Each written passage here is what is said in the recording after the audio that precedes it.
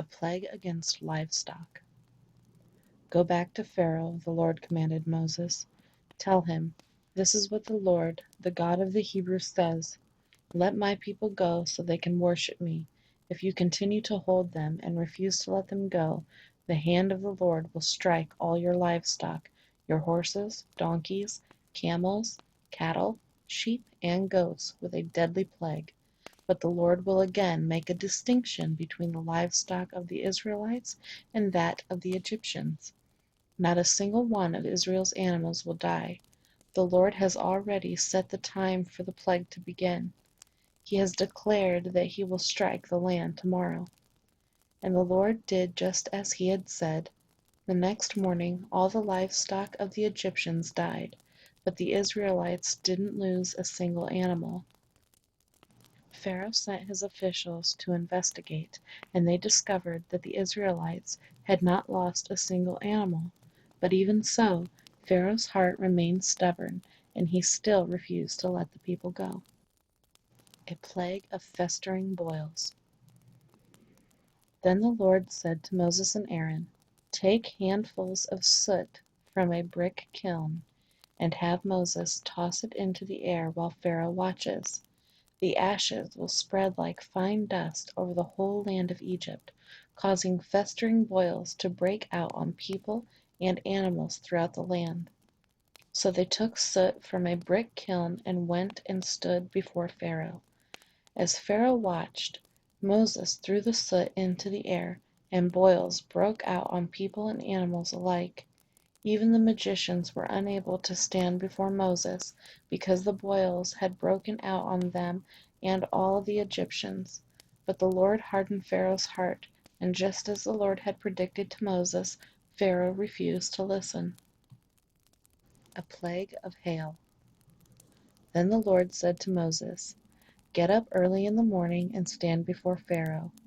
Tell him, This is what the Lord, the God of the Hebrews, says. Let my people go so they can worship me. If you don't, I will send more plagues on you, and your officials and your people. Then you will know that there is no one like me in all the earth. By now I could have lifted my hand and struck you and your people with a plague to wipe you off the face of the earth, but I have spared you for a purpose, to show you my power, and to spread my fame throughout the earth. But you still lord it over my people, and refuse to let them go.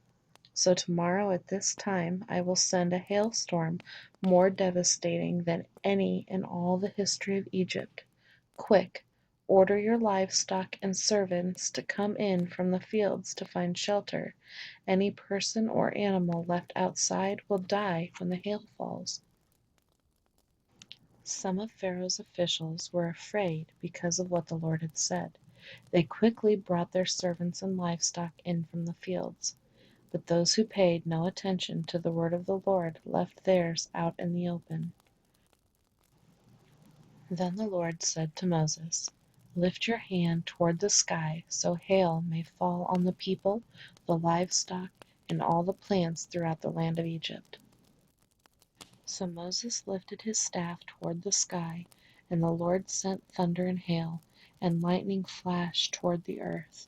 The Lord sent a tremendous hailstorm against all the land of Egypt. Never in all the history of Egypt had there been a storm like that, with such devastating hail and continuous lightning. It left all of Egypt in ruins. The hail struck down everything in the open field, people, animals, and plants alike. Even the trees were destroyed.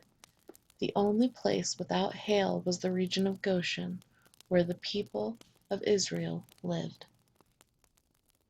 Then Pharaoh quickly summoned Moses and Aaron. This time I have sinned, he confessed. The Lord is the righteous one, and my people and I are wrong. Please beg the Lord to end this terrifying thunder and hail. We've had enough. I will let you go. You don't need to stay any longer. All right, Moses replied. As soon as I leave the city, I will lift my hands and pray to the Lord. Then the thunder and hail will stop, and you will know that the earth belongs to the Lord, but I know that you and your officials still do not fear the Lord God." All the flax and barley were ruined by the hail, because the barley had formed heads and the flax was budding, but the wheat and the emmer wheat were spared, because they had not yet sprouted from the ground. So Moses left Pharaoh's court and went out of the city. When he lifted his hands to the Lord, the thunder and hail stopped, and the downpour ceased. But when Pharaoh saw that the rain, hail, and thunder had stopped, he and his officials sinned again, and Pharaoh again became stubborn. Because his heart was hard, Pharaoh refused to let the people leave, just as the Lord had predicted through Moses.